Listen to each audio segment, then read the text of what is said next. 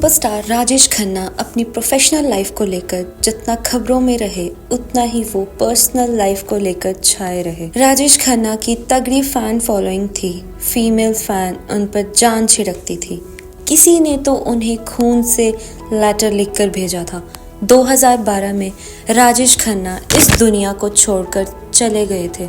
राजेश के जाने से सभी दुखी थे।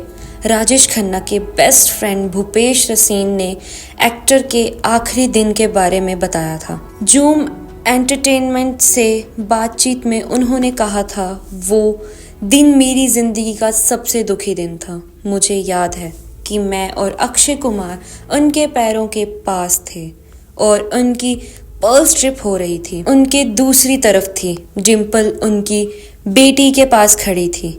उस दिन घर में अंजू भी थी, वो कमरे के दरवाजे के पास थी। महेश भट्ट ने कहा था, जब मुझे राजेश के निधन का पता चला तो मेरी आंखों में आंसू आ गए थे। मुझे अंजू का ख्याल आया था क्योंकि मुझे पता था कि वो राजेश के निधन से बहुत दुखी होगी। मेरी आधी रात तो जैसे तैसे अंजू से बातचीत में निकल गई। उसके बाद पता चला कि आखिरी के कुछ सालों में राजेश और अंजू एक साथ आ गए थे। वो राजेश की दवाइयों का ख्याल रखती थी और उनके साथ हॉस्पिटल जाती थी। राजेश ने जब आखिरी सांस ली थी तो अंजू उनका हाथ पकड़े हुई थी। बता दें कि अंजू राजेश खन्ना की एक्स गर्लफ्रेंड थी।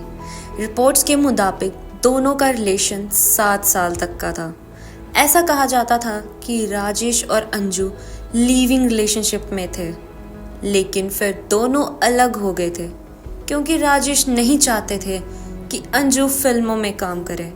दोनों के बीच बातचीत बंद हो गई थी, लेकिन आखिरी वक्त पर अंजू उनके साथ थी।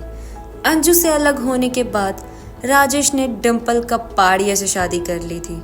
ऐसा कहा जाता है कि राजेश अपनी बारात अंजू के घर के बाहर से लेकर गए थे।